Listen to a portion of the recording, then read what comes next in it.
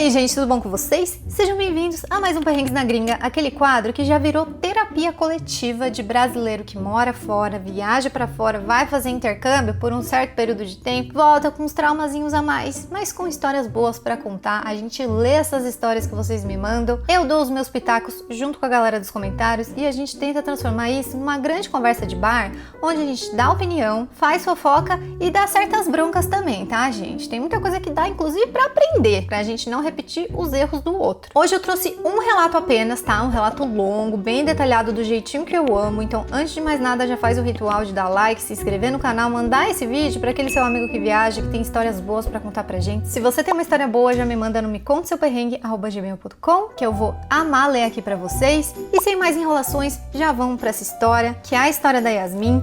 Oi, Carol, meu nome é Yasmin e atualmente sou au pair nos Estados Unidos. Como toda boa au pair, já passei e ainda passo muitos perrengues em viagens e na minha vida por aqui. Então decidi compartilhar um que aconteceu no meu último verão. Sou apaixonada por natureza e amo visitar os National Parks daqui. No final do verão passado, eu decidi ir para o Yosemite. Nossa, é meu sonho ir para esse parque. Convidei uma amiga e ela topou embarcar nessa loucura comigo. Comprei as passagens para São Francisco e comecei a planejar a viagem. Antes mesmo de sair de casa, já previa perrengues, pois no verão alguns National Parks exigem reserva para entrada. E eu sabia que o Yosemite era um deles. Durante 2 noites fiquei atenta para conseguir uma reserva assim que abrisse, mas infelizmente não consegui. No entanto, eu sabia que ainda era possível entrar no parque fora do horário de funcionamento da portaria, então decidi seguir com a viagem mesmo assim. Uma pequena pausa aqui, que é muito verdade, né? Os National Parks, aqui no Canadá também, tá? Ela tá falando dos Estados Unidos, mas aqui também é assim, tem muitos parques, tem muitas montanhas surreais de lindas, todos eles exigem reserva. É uma coisa estranha, né? Pelo menos pra mim, assim, eu não tenho lembrança de que no Brasil, para você visitar um parque nacional, você precisa de reserva. Posso estar errada.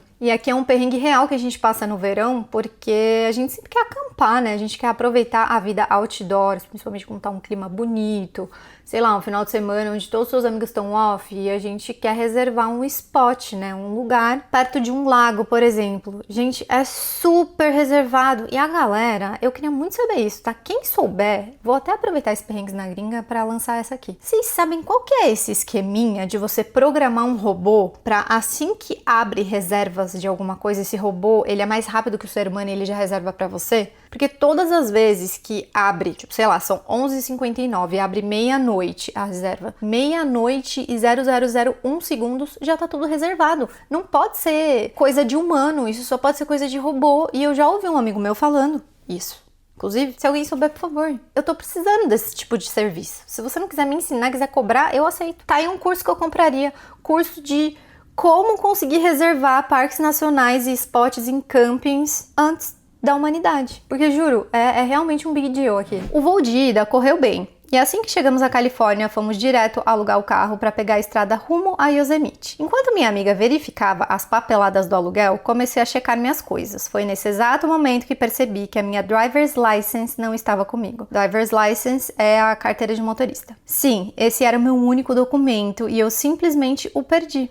Entrei em desespero, achando que não conseguiria voltar para casa. Fui até a companhia aérea relatar que provavelmente minha carteira havia ficado no avião, mas infelizmente meu voo já estava a caminho do Texas. Perguntei aos funcionários o que deveria fazer para conseguir embarcar no voo e voltar para casa, que aconteceria dali a 3 dias. Eles apenas me disseram que eu precisaria chegar cedo no aeroporto, pois passaria por vários questionamentos, mas que provavelmente conseguiria embarcar. Com essa informação, seguimos viagem. Após 4 horas de estrada, finalmente chegamos ao Yosemite. Eu estava muito animada. Entramos de madrugada sabendo que não conseguiríamos mais sair dali até o fim da viagem devido à falta de reserva. Além disso, não tínhamos onde dormir. Ainda em casa, tentei reservar um campground, que é esse lugar do camping que eu tava falando pra vocês. Mas por causa da alta temporada foi impossível. O jeito foi dormir no carro em um lugar discreto. Vale ressaltar que dormir no carro dentro de um National Park sem ser em um campground é ilegal, mas não tínhamos outra escolha. Encontramos um local no começo de uma trilha, um pouco mais isolado, e chamamos aquele lugar de casa por 3 noites. No parque, consegui conhecer lugares de beleza exuberante. Fiz trilhas incríveis, vi ursos, assisti um pôr do sol maravilhoso, descobri uma praia de tirar o fôlego e vivi dias imersa em uma natureza indescritível. Os maiores perrengues sempre aconteciam durante a noite. Como não tinha onde dormir, também não tinha onde tomar banho. Olhei no mapa e vi que os chuveiros ficavam sempre junto aos campgrounds e que havia uma opção de pagar para usá-los separadamente. Minha sorte foi conhecer uma menina no Instagram que tinha um código do banheiro de um dos campgrounds. Nossa, brasileiro sempre fazendo esse tipo de coisa. Então, ao terminar o meu dia, eu entrava escondida, tomava um banho e ia para o começo da trilha, onde dormia torcendo para ninguém aparecer. Gente, eu não julgo, tá? Eu tô rindo desse relato, mas assim, falando, ai, brasileiro sempre faz isso. Eu sou brasileira, tá? Só pra lembrar vocês. E eu já fiz muito isso. Só que não é legal, né, gente? Tipo, é o tipo de coisa que a gente acha que tá tudo bem, porque a gente não conseguiu campground, então a gente quer ir. Gente, infelizmente, tipo, em certos lugares, tipo, aqui no Canadá, isso é um big deal, sabe? Tipo, isso é um problema. Se você tá fazendo alguma coisa que é ilegal, tipo, dormir num lugar onde você não pode dormir, é até arriscado, tá? Tipo, você sair do carro durante a noite pra fazer um xixizinho e ser atacado por um bicho. Eu não tô falando só de urso, não. Tem coiote, tem lobo, um monte de coisa. Mas já fiz isso. Já fiz isso, gente. Não aqui, há muito tempo atrás. Eu era bem mais nova, bem mais sem noção do que eu sou hoje em dia. Acho que eu amadureci um pouco. Mas assim, não é o tipo de coisa que eu aconselho aqui nesse quadro, tá? Deixando bem claro, estou lendo apenas o relato da Yasmin. No nosso último dia, decidimos fazer um hike para assistir o pôr do sol em um lago isolado. Essa não era uma trilha muito popular, então estávamos sozinhas na maior parte do tempo. Não era uma trilha longa, mas era muito inclinada. Primeiro, tínhamos que subir até o topo da montanha e depois descer até o lago. E a mesma coisa na volta. O lugar era lindo, mas chegamos cedo demais. Depois de passar quase 2 horas apenas olhando o sol e o lago, eu e a minha amiga decidimos voltar e assistir o pôr do sol da praia que havíamos visitado mais cedo. Essa foi uma decisão muito sábia, porque na volta, a pior coisa que poderia acontecer, aconteceu. Quando estávamos fazendo a última descida para chegar ao carro, em uma trilha inclinada e cheia de pedras, ouvi um barulho seguido por um choro. Meu Deus!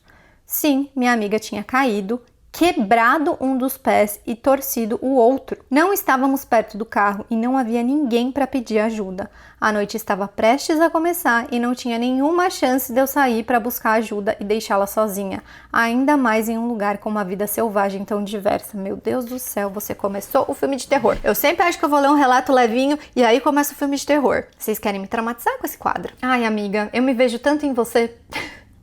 Tanto! Eu lembro que a primeira coisa que eu fiz quando eu cheguei aqui no Canadá foi perguntar sobre ursos, né? Porque estando num lugar, e assim, Yosemite, que eu tô falando Yosemite, mas eu acho que é Yosemite que fala. Esse parque é absurdo, tá? Eu gosto sempre de dar contexto pra vocês, então eu vou colocar umas fotos desse lugar pra vocês entenderem a beleza exuberante que ela tá tentando descrever aqui, quando ela fala de montanhas, de lagos, das trilhas, e é aquele tipo de lugar que é lindo em todas as estações do ano, né? Porque, tipo, as árvores mudam de cor e tudo mais. Aqui no Canadá é muito parecido. É uma natureza exuberante. Só que eu tenho medo de urso, né, gente? Tipo, uma coisa é você tá no Brasil que tem vários bichos bizarros, né? Tipo, onça. Bizarros no sentido de perigosos. Aqui tem urso, tá? E aí eu perguntei para um amigo meu, né? Tipo, me brifa, é muito fácil ver o urso. Ele, é normal ver um urso, o black bear, né? Que é um urso mais que revira lixo e tudo mais. Mas assim, tem áreas mais afastadas que tem grizzly bear, que não sei o que, e blá blá blá. Acho que não aqui em BC, mas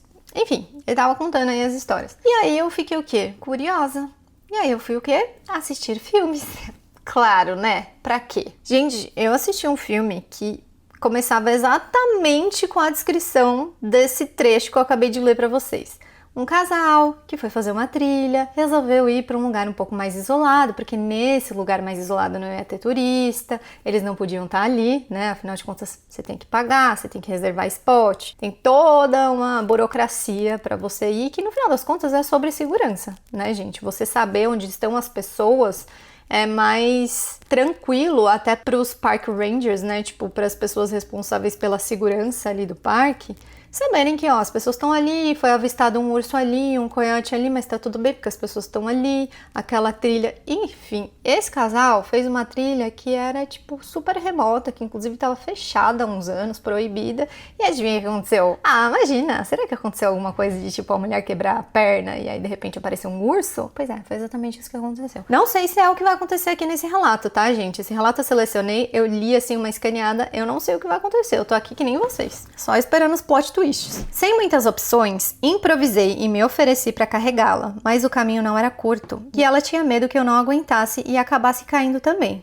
Nossa, imagina as duas machucadas numa trilha à noite. Tá bom. Então peguei um galho para servir de apoio e o meu ombro foi o outro ponto de sustentação. A descida foi horrível. A cada passo eu ouvia minha amiga gritar de dor e chorar. Muito devagar conseguimos terminar. O pé dela estava inchado, parecendo um pão. Seria muito caro ir ao médico e o nosso seguro de au pair não cobria esportes como trilhas. Por decisão dela, achamos melhor voltar para o Colorado e resolver tudo por lá. Gente, vocês sabem, né, que nos Estados Unidos tem essa questão da saúde pública, né? A saúde é paga, mesmo com plano de saúde. As coisas acabam saindo muito caras. É sempre bom relembrar isso, porque eu vou fazer uma comparação que muitas pessoas acham que a gente não deve comparar, mas eu gosto de ressaltar que, lógico, aqui no Brasil não, né? No Brasil a gente tem muitos problemas, as pessoas reclamam do SUS, das filas, e eu não tô falando que não deve reclamar, tem muita coisa a ser melhorada no SUS. Mas, gente, no SUS, até quando um gringo vai pro Brasil e quebra a perna, ele tem direito a ser atendido. Nos Estados Unidos, não.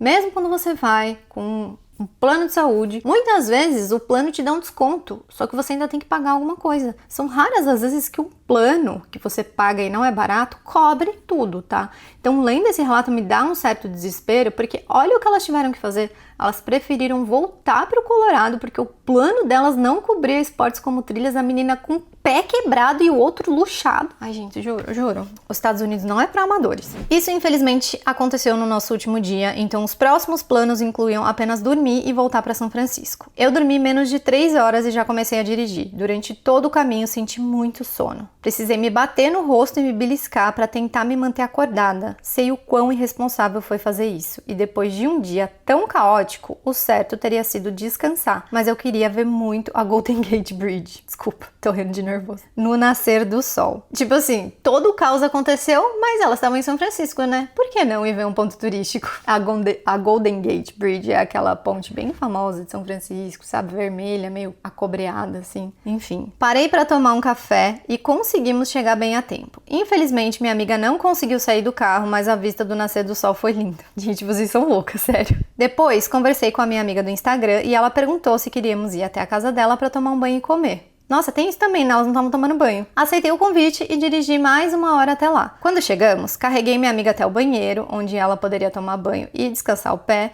Nesse momento, parecia que tudo tinha voltado ao normal. Comemos uma comida decente, minha amiga deitou em uma cama de verdade e eu fui até a praia, em frente à casa para mergulhar. Gente, todo o caos acontecendo e ela ainda insistindo. Não, assim, eu não julgo, né? Tipo, vamos curtir, né? Você já tá fazendo a viagem. Quando voltamos, organizamos as coisas e era hora de ir pro aeroporto, onde mais um grande problema nos esperava. Chegamos com uma certa antecedência, mas não o suficiente para a situação em que estávamos. Antes de sair, solicitamos uma cadeira de rodas para a companhia aérea e eu imaginei que bastaria ir até o balcão e pegá-la. Achei que seria simples, mas claro, não foi. Ao chegar no aeroporto, deixei minha amiga em um dos portões de embarque e fui correndo devolver o carro. Voltei sozinha de trem e fui direto à companhia buscar a cadeira de rodas. Lá me informaram que um funcionário traria a cadeira e que eu só precisava informar onde a minha amiga estava. Passei a localização e fui encontrá-la, mas o que parecia rápido demorou muito. Eu ainda estava dentro do horário para embarcar, mas tinha um problema, eu estava sem documentos. Precisava passar pelo raio-x rapidamente, mas também não podia deixar minha amiga sozinha. Esperei com ela e o funcionário da companhia aérea demorou cerca de 45 minutos para chegar. Quando chegou, descobrimos que estávamos no terminal errado, Caminhamos por mais 10 minutos até o certo. Ao chegar no raio-x, fui barrada, como já esperava. A atendente precisou chamar uma pessoa responsável para tratar do meu caso. Quando cheguei lá, ainda faltava quase 1 hora para o meu embarque, mas, por ironia do destino, essa pessoa demorou muito para aparecer. Quando finalmente chegou, o embarque do meu voo já havia começado. Pediram para que eu apresentasse algum outro documento ou cartão para confirmar minha identidade, mas eu só tinha o cartão de crédito, que entreguei ao funcionário. Ele me informou que era necessário uma dupla confirmação, e como eu estava sem documento suficiente, precisaria passar por um processo de verificação de identidade. Esse processo consistia em uma série de perguntas pessoais sobre a minha atual e antiga host family, além de informações do Brasil, e eu deveria saber todas as respostas de cabeça. Caso eu não soubesse, a pergunta seria pulada até que eu acertasse um número mínimo de questões. Antes de começar o questionamento, o funcionário me informou que o processo costumava durar cerca de 1 hora e que provavelmente eu não conseguiria pegar o meu voo de volta para casa. Caso isso acontecesse, eu só poderia passar pelo questionamento novamente depois de 24 horas, ou seja, perderia também qualquer voo do dia seguinte. Assumi o risco e o interrogatório começou. Confesso que muitas informações eu não sabia, mas consegui responder o suficiente para ser aprovada. Depois disso, fui levada para o raio-x, onde minha bolsa foi completamente aberta e revistada e passou por um teste antidrogas. Finalmente liberada, saí correndo pelo aeroporto, de meia, com todas as minhas coisas na mão, rezando para não ter perdido meu voo de volta para casa. Por sorte, o portão de embarque ficava perto do raio-x. Quando cheguei, encontrei a minha amiga me esperando. Como ela estava numa cadeira de rodas, pediu para embarcar por último para conseguir me esperar. Quando finalmente cheguei, até os funcionários ficaram felizes. Descobri que, por causa da situação da minha amiga, tínhamos recebido um upgrade de assentos e fomos colocados na classe econômica premium. Assim que sentei no meu assento, simplesmente apaguei. Aquele foi o voo mais rápido da minha vida. Quando acordei, já estávamos pousando em Denver. Finalmente, eu estava de volta em casa. Como eu sei que geralmente você coloca 2 histórias nos vídeos, eu vou contar um perrengue bônus que também passei no último verão. Um pouco antes da viagem que eu acabei de relatar. Ah, você me mandou 2 perrengues, por isso que o seu relato tá grande. Disfarça, gente. Eu achei que era um relato inteiro gigantesco, mas tá, vamos comentar primeiro esse primeiro, né? Será que eu tenho algum comentário a se fazer ou ele é bem autoexplicativo? Gente, vocês são malucas. Sério, tipo, a minha única concepção sobre isso é: vocês são brasileiras raiz, brasileiras guerreiras, daquelas que vão fazer cada minuto da viagem valer a pena, mesmo que vocês estejam com o pé quebrado, sem tomar banho, sem dormir. Eu fiquei perplexa com vocês mergulhando em praia e indo ver a Golden Gate Bridge, acordando de madrugada pra ver o nascer do sol. Tipo, eu nunca faria isso. Mas fica aqui minha admiração. Que bom que deu tudo certo. Realmente, tipo, foi tudo muito arriscado e tudo no último minuto, porque eu imagino que se você tivesse que perder esse voo e ficar lá e a sua amiga ir sozinha, ia ser um pouco traumatizante, né? Mais traumatizante. Mas tá, vamos pro seu segundo relato, então. Era o começo de agosto e minha amiga viria me visitar. Como eu amo National Parks e camping, estava muito animada para a chegada dela, cheia de planos e ideias. Queria muito acampar e mostrar uma das trilhas mais populares do Rocky Mountain National Park, um dos parques nacionais do Colorado. Porém, novamente, eu não tinha reserva de camping e por ser a alta temporada já estava tudo esgotado. Mas, por um sinal divino, uma menina estava repassando a reserva dela para o mesmo final de semana em que minha amiga estaria aqui. Comprei a reserva e, aparentemente, tudo estava dando certo para um fim de semana inesquecível, e realmente seria. Chegamos ao National Park mais tarde do que o planejado e começamos a trilha, que eu sabia que duraria pelo menos 4 horas. E de fato, vi um dos lugares mais bonitos da minha vida, um lago azul turquesa de beleza indescritível. No total, conseguimos ver 5 lagos naquele dia, um mais bonito que o outro.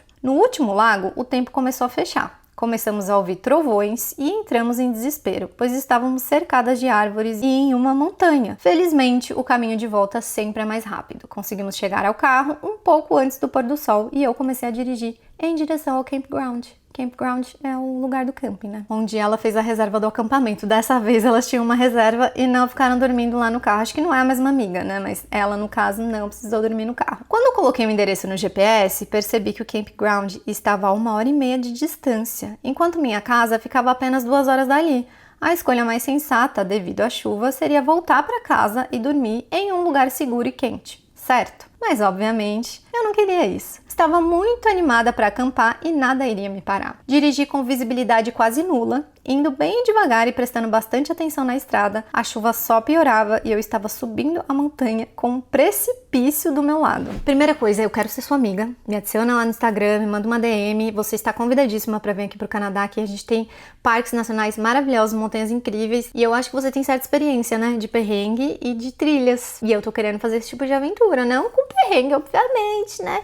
Mas com uma pessoa animada, cara. Eu achei você animada, disposta e sem tempo ruim pra nada. Eu realmente gostei muito de você. Voltando agora, né? Ela tava dirigindo com o precipício do lado dela. Ignorei esse fato e continuei focada na estrada. Quando finalmente chegamos ao campground, o horário de check-in já havia passado, então fui direto pro local onde montaríamos a barraca. Comecei a montá-la debaixo de chuva e estávamos em 5 pessoas. Assim que terminei de montar tudo, por um outro milagre, milagre, a chuva parou. Achei que isso fosse um sinal de que conseguiríamos fazer o nosso jantar. Mais cedo, havíamos passado no mercado e comprado hambúrgueres, lenha e marshmallows. Então, assim que a chuva parou, começamos a fazer fogueira. Por incrível que pareça, mesmo com tudo molhado, conseguimos acender o fogo e preparar nossos hambúrgueres. Mas foi aí que os perrengues começaram. Ah, não tinha começado ainda o perrengue. Entendi. Acho que eu tô traumatizada do antigo relato. Enquanto estávamos preparando os marshmallows, um cara apareceu por trás e disse: "You guys need to turn off this fire now. What do you guys think you're doing? Vocês têm que